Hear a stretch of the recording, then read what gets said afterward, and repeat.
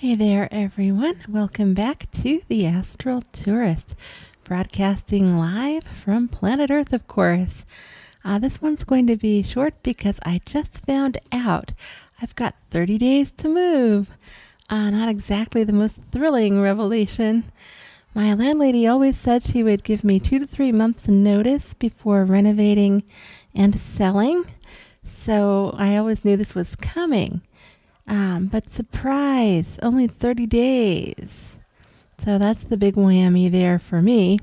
So I guess, universal timing, I don't know. I can only guess. So if things go a little quiet on the channel this month, that's why I'll be packing, planning, and organizing a move. If I'm a little slower to respond, just know I'm somewhere between timelines, bubble wrap, and cardboard boxes. Oh my.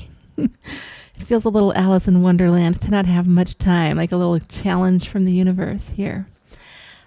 So despite all that, I've still been astral projecting here and there, although my recall has not been the clearest lately. I've been working through some lingering post-travel fatigue, and now with the move looming, my dream clarity will likely stay hazy for a little bit longer, at least until I'm more settled again in the new space, wherever that may be. What's interesting is I've noticed this strange pattern, like a ripple in the matrix lately. Several people I know online and just in general have also had to move lately, like in the last couple of months. So it makes me wonder just a little bit, my mind's spinning, if something deeper is shifting beneath the surface, interdimensionally, in the matrix, or otherwise. It's interesting to think about, and I was not expecting to be one of them just yet. So lately I've been setting a new intention to astral project into my future home. Etheric house hunting, if you will.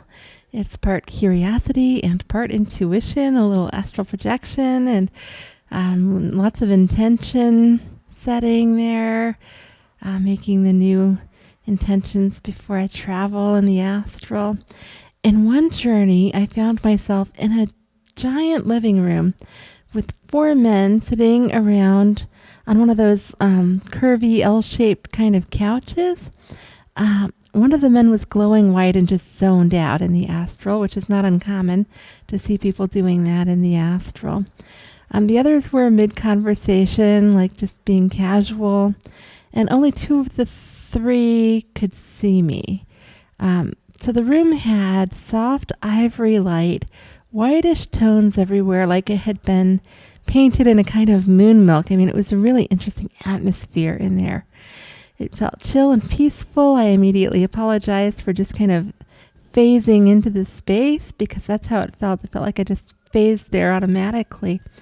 And so I spoke telepathically with the 2 who could see me, but I can't quite recall what we talked about. Sorry about the siren there. I don't actually get too many of those in my neighborhood. And I have to get through this so I can keep packing. So I'm not going to redo the episode just for that. So anyway, the soft white lighting, spoke telepathically with the 2, but I can't remember what we talked about. I remember the vibration of the space, though. And that's what really I'm left with in my mental, emotional, astral bookmarking. I remember the feel, I remember the vibe, and if I see anywhere when I'm looking for a place that feels remotely like it, I will recognize it. So the next experience was far more vivid.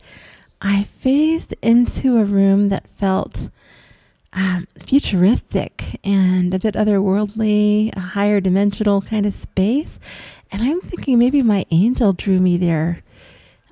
It's just an idea. I don't know that. My angel did not tell me. But it had angel vibes in there too. Anyway, it was smooth with silver metallic walls, cool and reflective, a cooling energy, and a lot of starry energy, cosmic, celestial energies. which is why I suspect at least one of my angels maybe had something to do with this one. Along with the entire left side of the room, I had an apple tree blooming with blossoms and ripe apples, both at once. So it was like spring and harvest time coexisting. The symbolism hit me pretty fast about that one. Apples have always carried weight in mythology and mysticism. They show up everywhere. They're symbols of knowledge, choices, temptations, awakenings, beginnings, you name it. Apples have run the gambit in mythology, haven't they?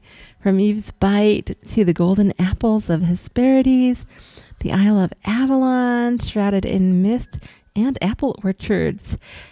Even in modern symbolism, apples suggest duality of innocence and wisdom sometimes too.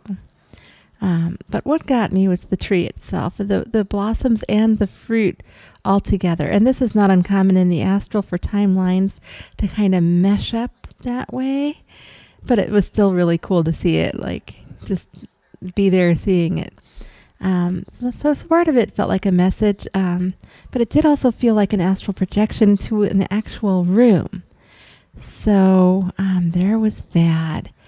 And I'm still kind of pondering about that. I think if I were to see this space, of course, I would recognize it, but I'm not sure which phase it would be in. I was in some kind of a liminal transitory space for that area. So while I'm packing up and looking around at places, I will definitely be hoping I walk into that vibe somewhere. We'll see. We will see. And now for this last one, a quick note from the liminal weirdness files, I guess, from last night.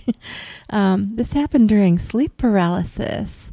I got a little visit from a low-level succubus type of energy vampire. Now, normally, nothing would be able to even come near my space here.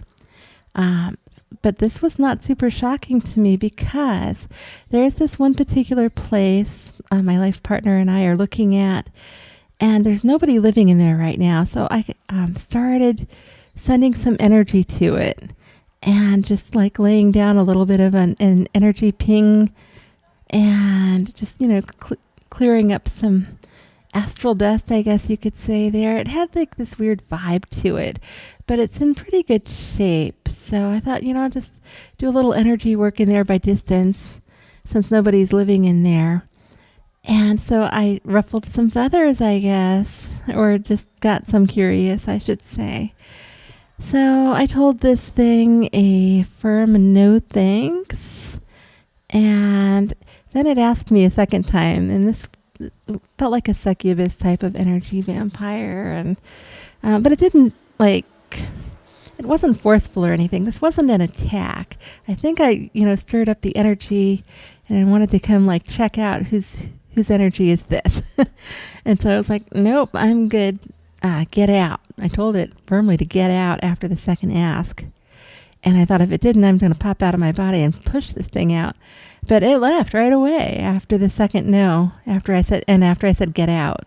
Not after the second no. It was after I said get out, because after the second no, I was done, But it left. So I'm not really worried about that. If that's the kind of stuff that's over there, I can deal with all that. So it's just proof that the energy work I did over there is already working. Which means if I end up moving there, that place is getting a full-on energy glow up. I'll flood it with light, good intentions, and make it shine so bright the low vibe stuff doesn't even bother trying, I'll be out there glowing like a disco ball or a lighthouse, rocking some old school Atlantean vibes across the dimensions. So I will make some updates when I can. Thanks so much for tuning in. And as always, happy astral travels.